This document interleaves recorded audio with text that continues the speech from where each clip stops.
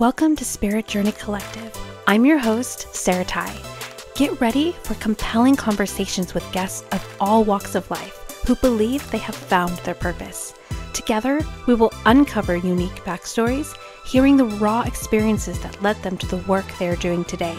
Let's expand our minds together with the captivating stories and inspiration that awaits.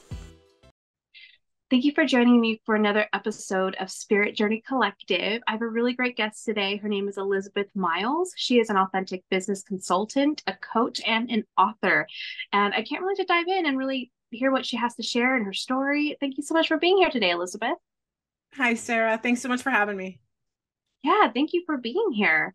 So why don't you start with sharing with our listeners a little bit more about you, just go in depth where I didn't, and just share a little bit more about you. Yeah. So, as you said, I'm an authentic business consultant, a coach, and an author. I wasn't always. I have sort of a windy road to get here, which I'll try to summarize. But basically, currently focusing on helping those sort of get to their authentic self. If you're in business, helping you embrace your authenticity so that you can shine through to be successful in your business, which is a lesson like taking a step back through my journey, something that I struggled with my entire life, trying to people please and fit myself into a box that somebody else defined for me, which when I started my first business and getting, my first grown-up job became a pattern of not really embracing what I wanted to do or how I wanted to show up, and then recognizing how that was impacting my life. I struggled in a toxic and abusive relationship for almost 20 years because I was afraid of what people would think, what that meant for me, what kind of a person did that make me if I walked away. And so I came to this moment of realization, awakening, where I literally heard a voice that said, this is where you pivot, and embraced that and leaned into it.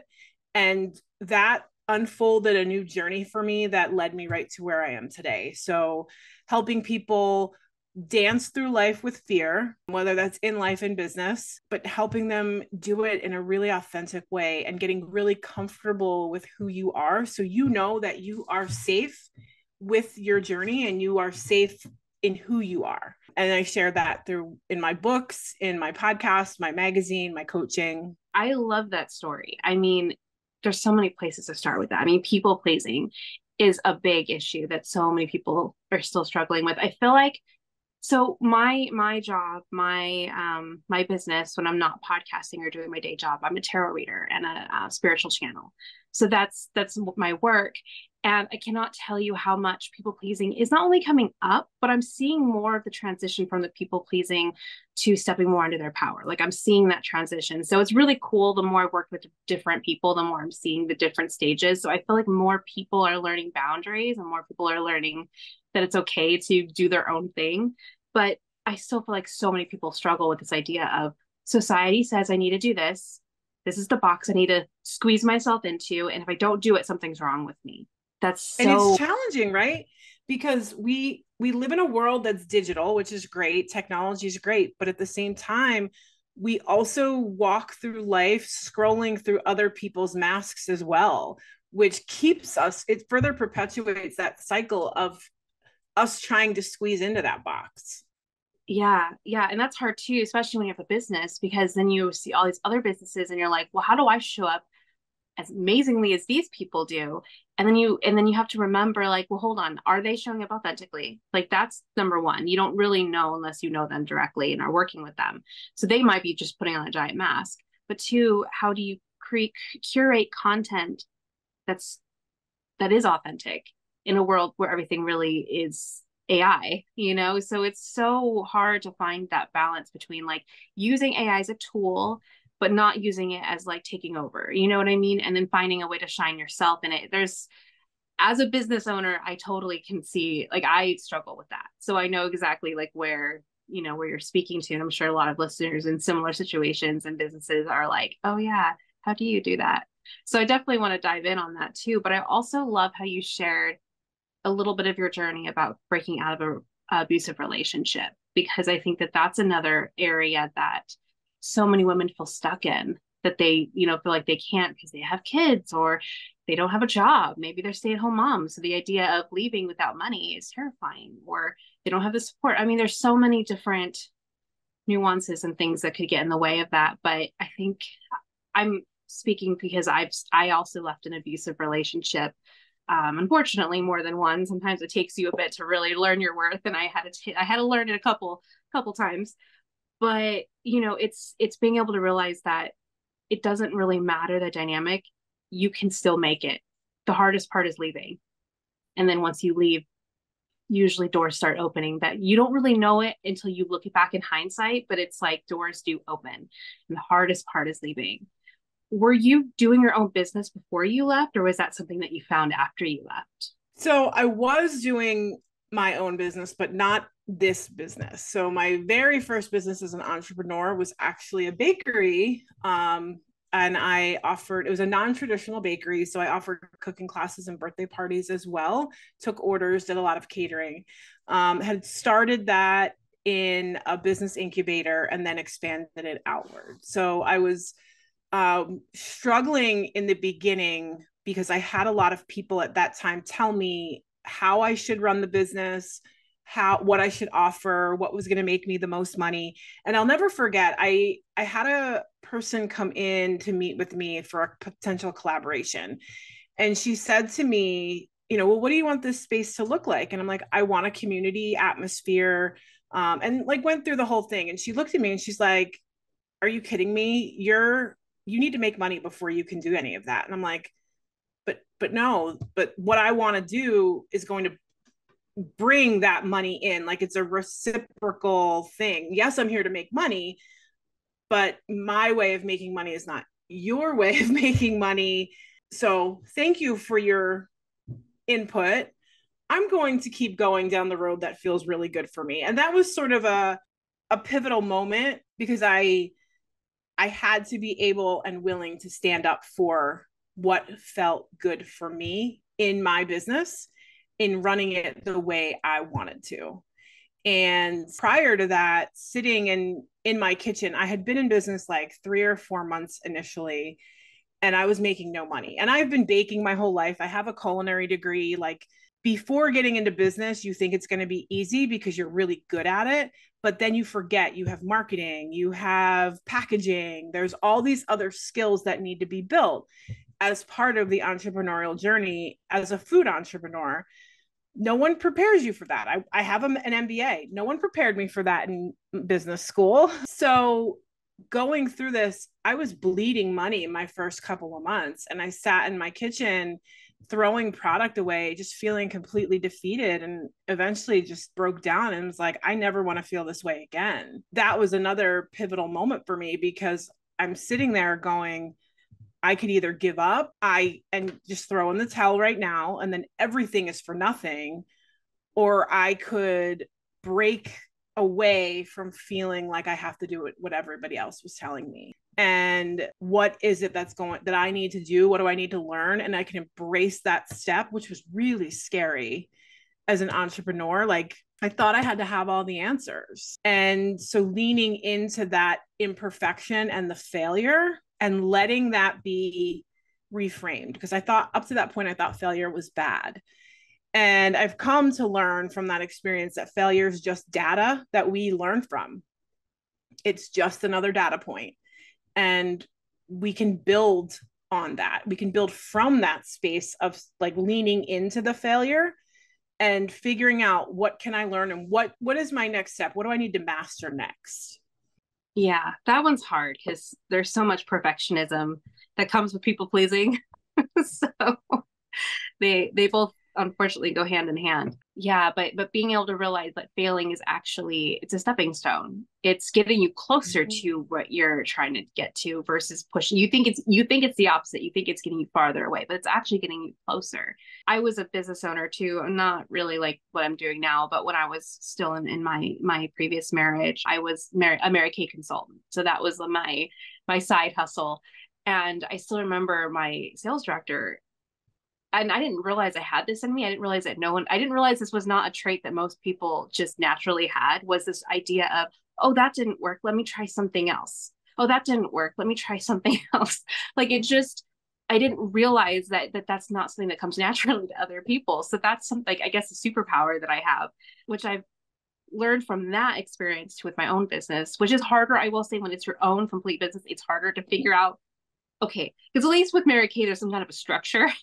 When you have your own business, you're kind of like, at least for me, I'm still, it's a solid business, but I still feel like I'm figuring it out as I go.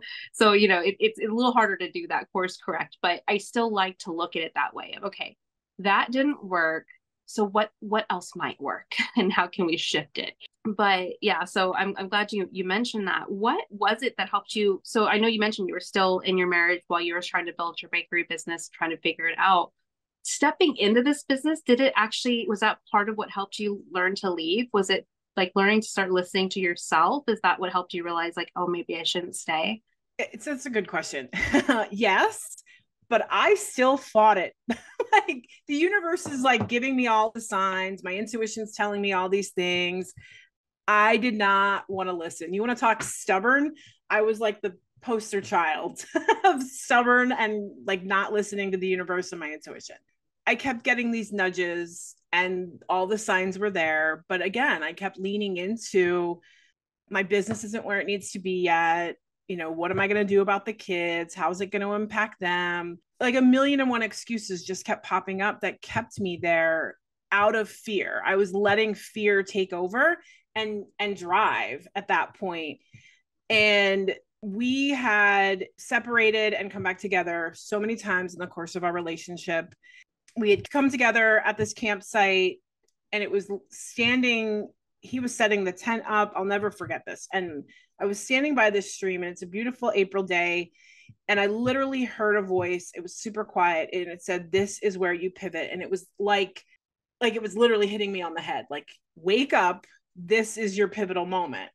And I didn't really know what that meant at first, but I knew it was something that I had to pay attention to and be aware of. And the next day, we were hiking this mountain. I was scared out of my mind and panicking, anxiety, running through all sorts of stories in my head that eventually I realized were not true. I was telling myself, I'm too fat. Who am I to be hiking this mountain? People are going to laugh at me. I'm not safe. And in reality, what I realized was I was making myself unsafe at that point with the way that I was letting the fear grip me so tightly. And that voice that said, "This is where you pivot," just kept coming back to me. And then the more I heard it and leaned into it, the more I was able to embrace the fact that I can actively choose something else for this moment. And that was another thought, taking a deep breath, paying attention to what was in front of me, focusing on something other than that fear. Not to say that it was gone, but choosing my point of focus. And the more I did that, the easier that hike became.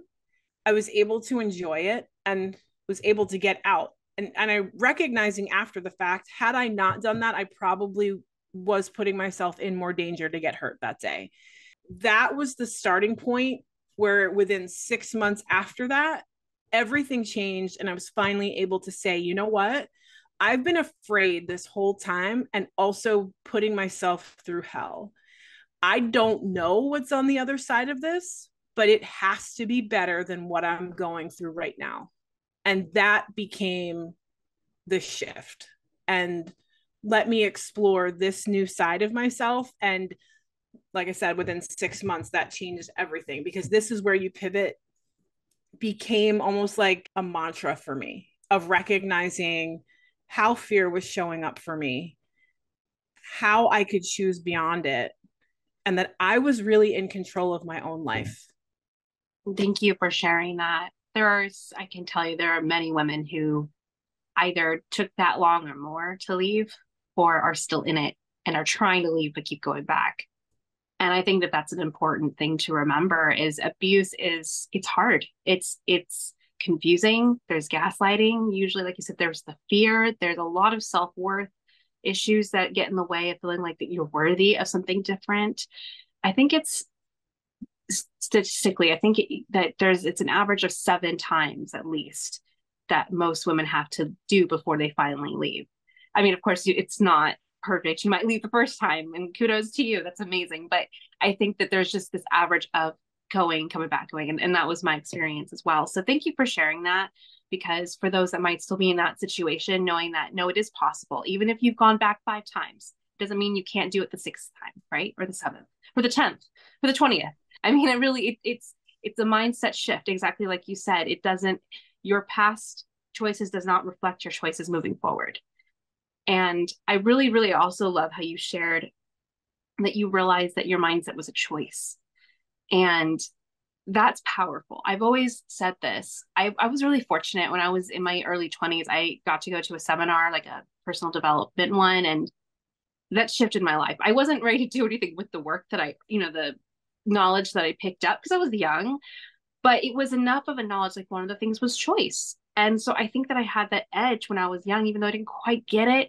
I understood that there was choice. And I mean, again, I would go on and go in abusive relationships, and I stayed longer than I should have and all that stuff. But once you know something, you can't unknow it. And so the one thing that I picked up from choice especially after leaving my marriage, was learning that choice is literally, it's equivalent to freedom.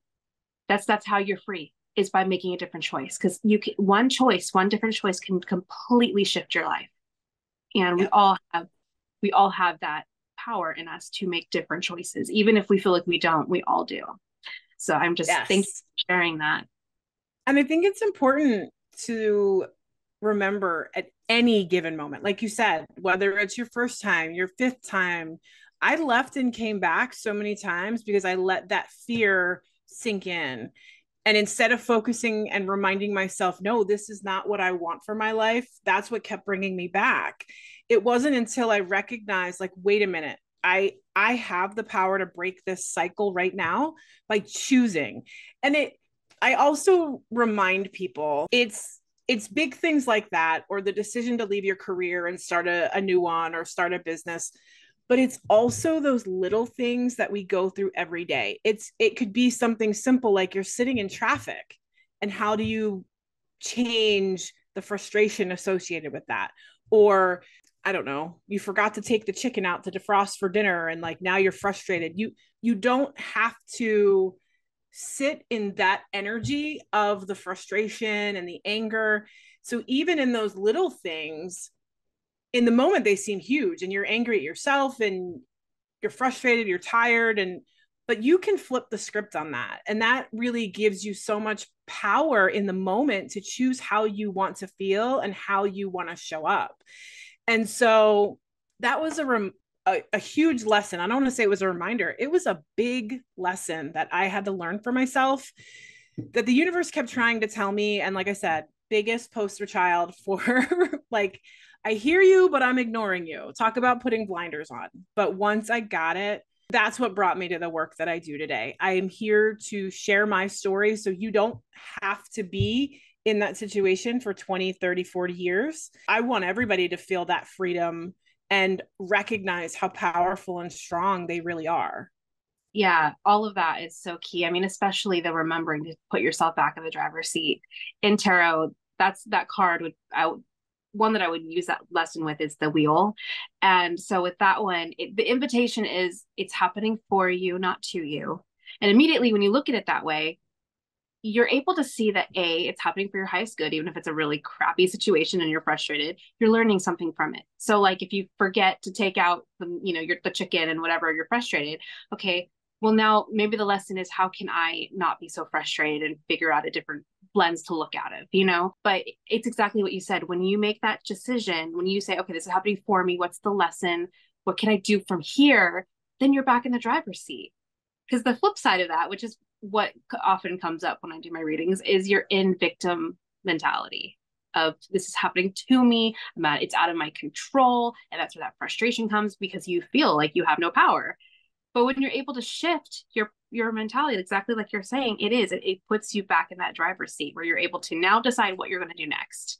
and it takes out the big feelings. I mean, we all have to deal with big feelings, but it helps you at least manage them a little more so you can do the next step. But yeah, I would love to hear. So you started with your baking business. You that was kind of a stepping stone to leaving your marriage and getting to a better space. So what made you find this other business of being an authentic business consultant and a coach?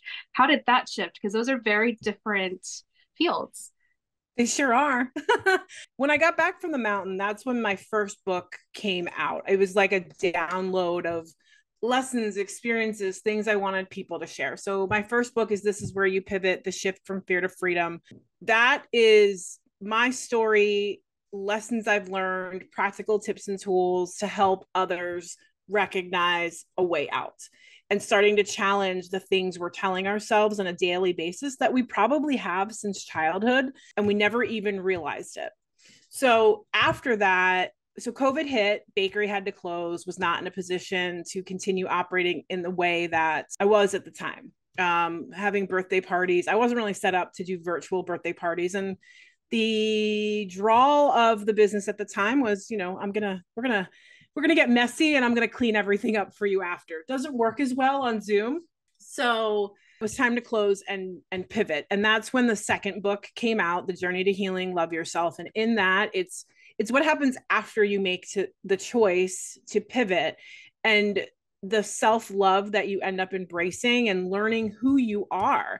Because a lot of the time you stay because you don't know, you don't let yourself have that time to feel into who you are and what you want. You don't let yourself sit in the energy of what that feels like to even have it. And so the journey to healing is all about that. That was my step into authorhood. And then from there, the third book came out. It's a workbook called Connect You, A Guide to Your Authentic Life. And so that is, you've made the choice to pivot. You're embracing self-love. You're embracing who you are. So now how do we start to set authentic boundaries in a way that feels really good to who you are? This is like a roadmap about mindset and boundaries and furthering practicing that self-love. So that was my journey into becoming an author. And through that, I've also found a passion for coaching because, like I said, I share my story so that you know that you don't have to wait the 20 years, but that doesn't mean that it's easy to do it. I'm here to help people recognize you're never stuck, you're never lost, and you're never alone. At any given moment, you can make that choice to pivot, but I'm also here to help walk with you to get you to where you want to go. And sometimes you just need a gentle reminder, like, you're okay to want that. You can give yourself permission to want that. Sometimes you just need somebody to say you're safe. I hear you. I see you. And sometimes you need someone to drop a truth bomb that you didn't think of because you were resisting. And so that's sort of my role as a coach. I didn't know what coaching was until I was in my bakery business. I found my first business coach. She worked on the energetics of business. And I was like, ooh, what is this? That introduced me to energy work, but also the idea of coaching. That's sort of opened the door for me when my book's released to also say, like, you could do the work on your own, but I also recognize that you can get there faster if you have somebody walking the journey with you. Getting into the business side of things, so that's where March 4th Media comes into play. And that's where I'm at right now. So I have the Power to Pivot podcast where I share stories of others who've made that choice to dance with fear and where that has led them. And then the magazine, March 4th, the magazine. So we continue to share other people's journeys, other people's businesses, because I recognize that the journey of a small business owner, when you finally are like, nope, I want to do this on my own. I have this big grand idea and I want to make this positive change in the world. Where do you start? Because we live in a world that's like big business, big business, big business. And it feels very daunting and overwhelming as a small business owner. It doesn't have to. And I am here to help you walk through, help you with your business plan, help you with your marketing strategy, help you define who you want to talk to, and recognize that you don't have to do what everybody else is saying to you to do. It doesn't have to be everybody else's strategy. I know when I try to do it other people's ways, it doesn't work because your business model isn't my business model because we're different. So why should we treat this the same way? That's not to say there's not strategies and tactics and tips that are time tested and work, right? There's certain things every business needs, and I'm here to help walk you through that. But I'm here to help you get to where you want to be, whether that's you want to stay a small business or you want to grow to be that big business. It's time to help you do that. And I think there's this call right now, there's this shift in the collective of building businesses together. There's this collaborative force that's coming into the collective of you and I don't have to compete to get what we want. We can get our whatever it is we want. We can get where we want to go when we do it together. And there's plenty. The universe has enough for all of us to be successful. We don't have to tear each other down. We will get further and faster when we come together and grow together. And that is the mission of March 4th Media. Like we're not saying it's us versus them or you versus us. Like, no, we're going to break down those labels. We're going to build a community of healing, support, encouragement, and we're going to get where we want to go together. Yes. A million times yes to that. It's time to take a short break from our wonderful speaker. Are you in the need of guidance around love, career, family, life, or purpose? Embark on a spiritual journey inward with an intuitive tarot reading. Depending on what you're needing and looking for, I offer private one-on-one sessions as well as personalized email readings. It doesn't matter what the question is. A reading with me provides connection with your higher self, offering curated personal messages, or what I like to refer to as spiritual roadmaps, guiding you to the future outcome you desire. Readings are insightful and affordable. If you'd like more information or to schedule a reading with me, please see the link below. To that last bit, oh my goodness, yes, because that's one thing I've learned too. It is there. So what is it? That's capitalism, right? This idea of competition, and you want to be the one on top, and in reality, we all are here offering different things, and we have different gifts, and So I mean, I always think like, what kind of world would we live in if we were all living authentically? We were all living in alignment with ourselves, which means we're not worried about what other people are doing because we know they're doing their own thing. And then you just show up in your gifts and they show up in their gifts. And then, hey, if their gifts help you and your gifts help them, cool. You know what I mean? But it's not there. You hear this, like the word oversaturated. You hear that a lot. Oh, it's oversaturated. The market's oversaturated. Is it? Or is that just the lens you're looking through? Exactly. I mean, we both have podcasts and there's some similarity there. That doesn't mean that one is better than the other. Like, no, you show up as a host differently than I'm going to show up as a host. Our audiences are going to be different. We can still share the same interviews or interview the same people, and we're going to get two completely different perspectives out of each of them because we are different. And, I don't want to downplay the importance of the financial side because we're in business to make money, right? But I don't believe in cutthroat business. I don't believe that I have to tear somebody else's business model down or their message. They're not wrong. We can respect each business, and this is sort of the same in terms of the way I view the world, right?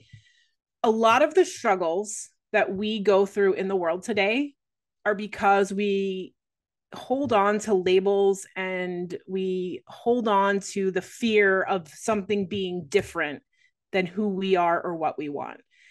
And as a business owner, it is very easy to let that sink in and be afraid of my product might not be good enough, so I have to tear somebody else down in order for me to succeed because I'm afraid. And I don't believe in business like that. I don't believe in a world. I don't want to live in a world like that. I don't have to tear somebody down because of the color of their skin or the way they believe, the religion, the choices that they're making. I can look at it through a different lens and say, where does that come from? Why are they doing that? And this is a major focus in the magazine, because when we can start to come together and ask those different questions, we will make so much more progress in the world than we have in thousands of years. Because if you look at the wars that we struggle with constantly in the world, it comes from fear. And so it's time that we come together as a collective and start to redefine that and sit on both sides of the table with an open mind and actually want to get to the root cause of the problem, recognizing that it's fear and asking why, where. Tell me more about who you are and what you have come to believe so I can understand. And through that understanding, it will completely redefine the world that we live in and reshape it. Yeah, that's like the biggest difference between judgment and compassion. Judgment, something wrong with you, you're doing it wrong. Why are you doing it this way? And compassion is exactly what you're saying. It's the curiosity. It's the understanding. I don't really get why you do what you do, but I understand it's important to you. I understand that it means something to you. I can't get so you can either, some people are able to fully get in their shoes, which is beautiful, but even if you can't fully understand, you can have enough compassion to say, I don't get it, but I see it makes you happy. And I see that you're, and you're not hurting anyone doing what you're doing, and you're doing you. And, and I think that's why when I said, if we can all just live authentically, there would be no need to compare. It would just be, you'd just be living in alignment. And it's interesting. Those that are waking up, I feel like they understand this concept better. They understand this, like, most of the time they have some idea of alignment. They know it feels good to them. And then you have those that are sleepwalking, and they're still very much in like, the only ways to be successful is to tick all the boxes. And really, like, once you find that taste of alignment, you don't care about the boxes anymore. You just don't. But it's all fear-based. The other side is more open and trusting and surrendering, and then the other side's fear and judgment, and you're doing it wrong. And I do feel like, though, I feel like it is shifting. I see more and more people leaning more towards the compassion. So do you feel like, and I know you're wearing a lot of hats with the work that you do, you have a lot going on between the authentic business consultant, the coaching, the authoring, writing. Do you feel like you found your purpose in all of those things? Like, I know that's kind of a big question, but do you feel like you found it? And what is it that lights you up with the work that you're doing? This is what I'm meant to do. I'm meant to be here to support. I know that my story is supposed to be out there, and I know that it is supposed to help others recognize that there is a path to their own freedom. There is a path back to their heart, because like you said, we walk around sort of sleepwalking until we start to question, and there is a different way to go through life, and we get to choose. I am so excited and lit up at the possibility that I can help somebody else. When I see that entrepreneur or that woman like finally make that connection and that light bulb goes off, that is so fulfilling and rewarding for me, because they are on a completely different path. Like, they get it. They know that they're on a path to alignment. They're on a path to recognizing their own power. They're on a path to remembering who they are and who they came to be in this reality. And that's exciting, because if I only help one person, okay, cool. But the more people that then go and help other people, it's this domino effect that will eventually, just like I said, completely reshape the landscape of the world we live in. And I get really excited about that. I love that in all that you do, you're doing like you're what lights you up is supporting, right? You are supportive in your consultant business. You're supportive in your coaching, and you're supportive in your books, right? I mean, when you read a book, there's a voice of support that's coming back at you, in the wisdom of words and everything. So this is a prime example, because I think some people think purpose and they think it has to be one thing. And it's not. It's you find the thing that lights you up, the underlining thing. And sometimes it is maybe one thing, or sometimes it evolves, or sometimes like you have multiple hats you wear. But it's all the same basis. You have the common thread between all of them. I love that. It's also important to remember that it's okay if it changes. If I had just said, nope, I'm going to ride COVID out and I'm going to reopen the bakery and, I would not be in this space today. It's okay to, when you get to a point where you start to recognize that, okay, maybe this purpose has lived its purpose for my life right now, and I've learned the skills to move on to the next one. You have the permission, if you're willing to give it to yourself, to say like, no, I'm not just here for this, because that's you keeping yourself in a box. You're bigger than that. So don't think that you are only here for one thing. It's okay that it evolves. 100%. I think that's important to remember, especially for those that did the journey. They found themselves in it, then they thought they found.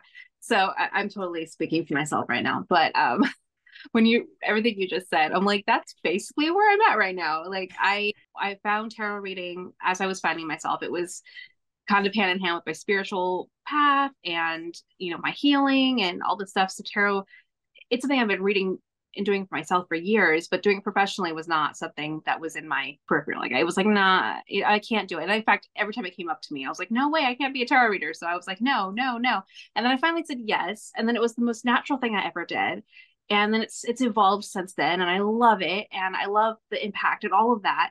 But then end of last year, for the last 3 months, from like November to October to like December, I was getting this feeling of I should be doing more. And I didn't know what that meant. And so, and there were ideas of kind of shifting, like offering different things than just tarot readings. But I'm like, but my business journey through tarot, like, how do I add other services to that? And I don't even know what services to offer. So I was just kind of I was feeling this tug, but I didn't know what to do with it. So I was kind of just, simmering and just waiting it out. And then January hit, and it was like, I got this download, as like I was telling you before I pressed record, I got this download that said, you need to start a podcast. You need to change your business name because you are keeping yourself in a box. I heard you are not a tarot reader. It is just the tool that you use. You are meant to be doing so much more.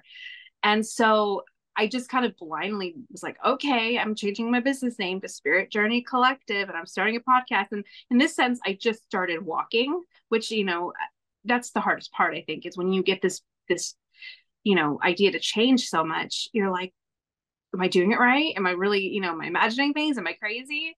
But I've noticed though, doors are opening and different ideas are coming through that weren't coming through before. So like, I don't exactly know how it's evolving or where it's evolving, but I can feel it. And so I may not, I feel like tarot is always going to be there, but I do feel like there's more. And I think that it's important, like you said, to remember that you could change your mind, because sometimes whatever you meant to learn from your journey was great. Now it's time for a new one. Now it's a new business model entirely.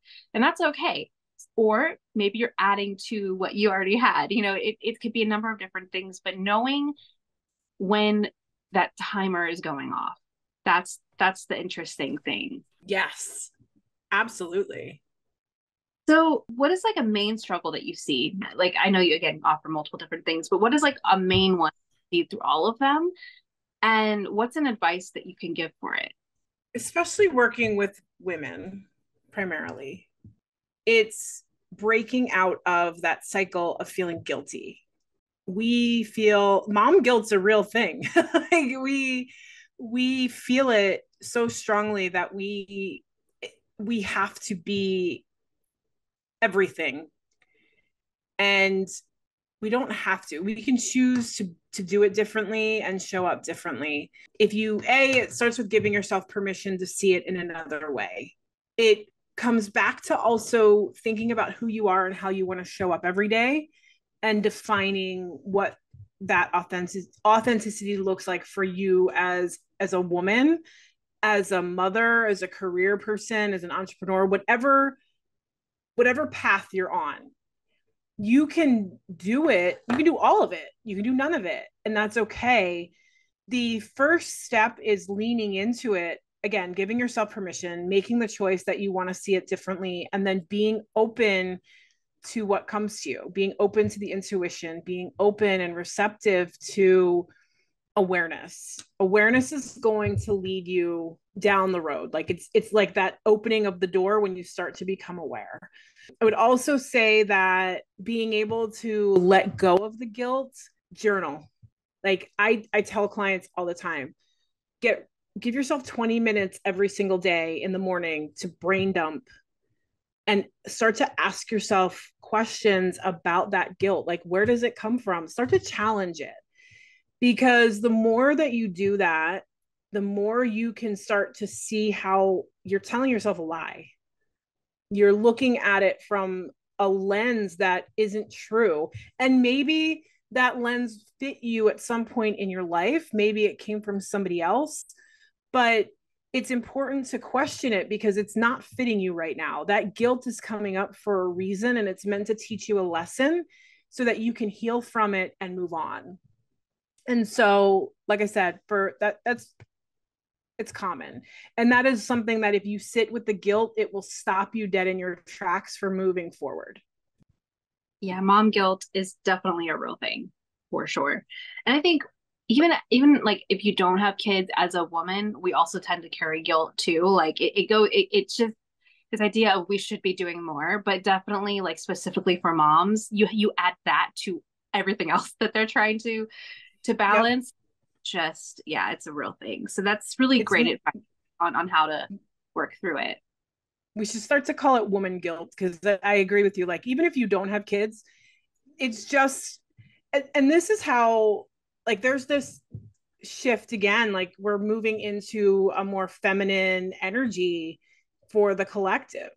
And so part of it is getting rid of a lot of the feminine wounding and breaking those silos that the past programming has put us into. And so we, as painful as it can be, like just leaning into it is going to help us all come together so we can rise up as the powerful females and that we are, and powerful feminine. I don't want to say female because it you don't have to be a traditional quote unquote woman. It's however you want to, it's that energy of it though. Yeah, 100%. That's so what you're talking about is like the divine feminine versus the divine masculine. And I think there's a lot of toxic masculinity out there right now, which is really tied into the old paradigm of the patriarchy, which I think that's what's starting to crumble. They're holding on like hell. They don't want to let go of it. Oh, but yes. the world is like, do we really need that though? And so yeah, it's right now, there's definitely, I feel like the divine feminine is coming in stronger because she has to. And it's not just, men are, I've seen many men are leaning more into the divine feminine as well. It doesn't make them less masculine. It just means they're tapping more into their compassion, into those deep feelings, the connection, right? Instead of the walled off macho-ness that tends to come with the other one. But yeah, I 100% agree with that. And yeah, there's so much in the female wounding and there's a lot there, but I think that more women are waking up to it and more women are challenging it. And exactly what you said, it's the awareness piece. We have to be aware before we can make changes. And then the awareness leads to mindfulness, leads to change. So that's kind of how it starts. And so that's why I love, having podcasts, like, and I'm gonna have to check yours out because sounds like yours is very much based in storytelling too, which I'm like, oh, that sounds like my kind of podcast. But again, it's these voices and these stories are what's going to be making a difference. It's going to be helping those that are just driving home from work and listen, needing to something to plug into and listen to. And then suddenly there are new ideas coming through that they weren't, conscious of before because they're sleepwalking. So I think it's just so important to be putting out these ideas. From here, I would love to shift to what I like to call synchronicity story time. And it's one of my favorite segments just because I love stories of synchronicity. I love the magic that's usually behind it, this idea that there's something else out there. And, come in so many different ways. Sometimes it's a positive paranormal story. Sometimes it's the breadcrumbs that we follow. And in hindsight, we're like, wow, all these doors open perfectly. Or ask and you shall receive, or you're like, help me out. And then suddenly something just gets handed to you. They're like, well, that was convenient, like it can come in so many different ways. But do you have any fun synchronicity stories you could share? I have a lot of them, but I would say, well, the being on the mountain at that point was certainly one of them. And probably, I want to say one of the most profound ones that I've experienced in my life is, being on the mountain and hearing this is where you pivot, and having that awareness. But I also am very much aware of an ability to channel from, the beyond, the divine. And one of the experiences that I've had was actually channeling through from my grandmother. So this is interesting, and like it's one of the stories that I will never ever forget in my life. My grandmother and I were very close, but she died when I was very young. And I think she died when I was 3. But I still remember everything about my experiences with her. I can tell you vividly that have been validated by my parents. So, what her kitchen looked like, the furniture she had, like it was she made such an impression on my life. And she was one of the people very early on that I knew that I was safe with and I could trust. And she was pure, and she was an amazing woman. And unfortunately, she got sick, ironically and sadly, because she didn't take care of herself. She was diabetic, didn't want medication. So she died younger than, potentially medication could have extended her life. She didn't want that. That was her choice. But I remember one day, like feeling, I was in the bakery business still. It was closer to the end, like right before COVID hit. And I was feeling like a shift was coming. And whenever I get to that point where the shift is about to things are starting to crumble because the shift is happening, and I'm journaling and I'm like, I feel defeated. I very unsettled right now. And I remember channeling her through in the writing, and I could feel that energy that I felt when I was a kid. And I knew she was there, and I could see her very vividly in front of me. And she's like, no, you're okay. I'm here. Like, you are safe where you are, and you are like, lean into this because you're meant for more. And she assured me at that time that everything would be made clear in time, and to have patience. And I remember she said to me, you struggle with patience, work on that, because that is a stumbling block that you have. And I'm channeling everything that she's saying to me, and it just, even now talking about it, I want to cry, because she's gone physically, but she's not gone energetically. And I will never ever forget. Like, I feel so overwhelmingly warm and safe in that moment. And that's a really beautiful story. And I mean, it's so cool. I've heard this before, but like it's said that time and space doesn't exist on the other side. So, she's probably, first of all, she's probably always there. You know what I mean? It probably hasn't been all that long for her, if at all, since she saw you last. But it's just so cool when you get to hear stories of like just reminding you that you're not alone, and she's letting you know that you're safe, and kind of like, basically, I think she sensed that you are missing what you had when you were younger, so she just came in and really wanted to remind you of what that felt like. And I think it was a great reminder too of like, because she was right, I do get impatient, but we're not meant to get everything all at once. right? If the universe gave it to us, like, boom, it's all here, we would get completely overwhelmed and we would miss the lessons that are supposed to be learned in the process. And so I'm able to remind myself of that now, like, nope, you got to learn some things first and then the next step happens. So like I said, though, I'll never forget that feeling of like coziness, and just I wanted someone to sort of like baby me a little bit, and she was there to do that. Yeah. And patience is a hard one. I think a lot of us struggle with that, especially in our culture of instant gratification. We're so used to like, I want it now. But the thing is, Yes. too, when you lean into the patience, you actually make space for shifts. So sometimes you think it's what you want, and you might really, really think it's what you want now. But then as you do the journey, you might see that shift of, oh, maybe that's not what I want. Maybe it's a different thing that I want. And so you wouldn't have known that if you didn't lean into it. But it's definitely one of those things that's easier said than done. 100%. So the question I'd like to ask everyone, I like to end with, do you feel like everyone here has a purpose? Oh, yes. 100%. Everyone has a purpose. You wouldn't be here if you didn't. And actually, it's funny, talk about synchronicity. And I wish I had it in front of me. There was a quote that I read the other day about this that related. And in essence, that's essentially what it said. Like, you're here because you will somehow impact the consciousness, the creativity, the next evolvement of society and humanity.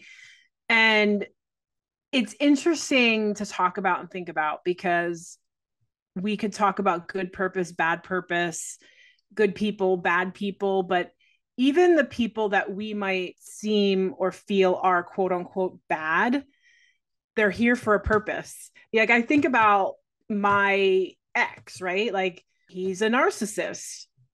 Narcissists are here for a purpose. We don't like it because of the way they showed up and how they hurt us, but they're here to fulfill a purpose for the world.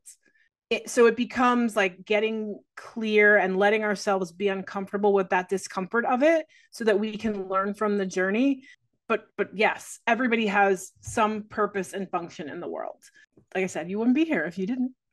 Yeah, that is a really interesting concept. And I agree with you. I feel like we all have potential of waking up, even narcissists. Like, I have a hard time with the diagnosis of, well, they can't change, because I think anyone can change. But I think narcissists have one of the hardest possibilities to change, because their biggest thing is not wanting to look at themselves.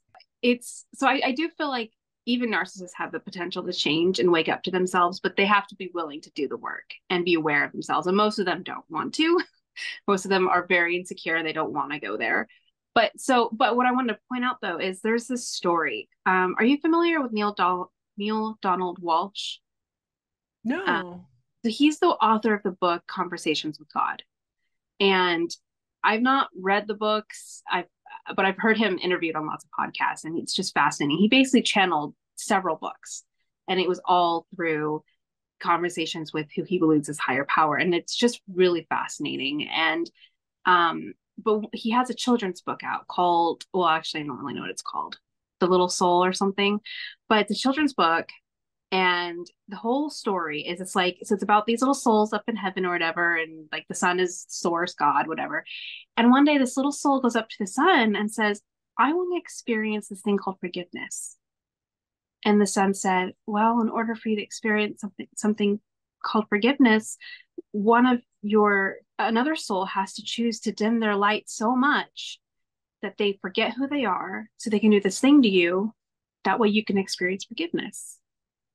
And then another soul came up to the little soul and said, I volunteer. I love you so much. I will show up and I will dim my light. I will forget who I am so I could do this thing to you so you can experience this. But promise me you won't forget about who I am, and you will remind me who I am. And it's like, I mean, when you think about all the villains in your story, and we all probably have some, it's interesting. It's almost like the soul contract. Like, they chose to do a lifetime that was hard. I mean, they probably needed their own lessons to learn too, but just this decision to, I want to be this villain to help be your catalyst but don't forget about me. I mean, I have mixed feelings because I don't want to tell someone, go back to your abuser. Like, no, it's not like that. You can have compassion for them without ever needing to reconnect because they're obviously very wounded and not able to have a healthy relationship in this lifetime, at least at this point. You hope that they grow. But it is, you could still have that compassion of maybe they're my villain because we agreed to this before we even came here. Yep, absolutely. And when you look at it like that, like, it makes it a lot easier to forgive. It makes it a lot easier to let it go. And you can be grateful for the journey at that point. And that's such a huge catalyst for change on both sides. And yeah, it really is. It's mind blowing. I'm still sitting with it. I love the story. It resonates. I have my issues with it too, that I'm like, it's more like me not wanting to fully accept it, but I think that's just my own pain. But it's a beautiful, beautiful idea. And I really love it. Oh, yeah. I'll have to check it out.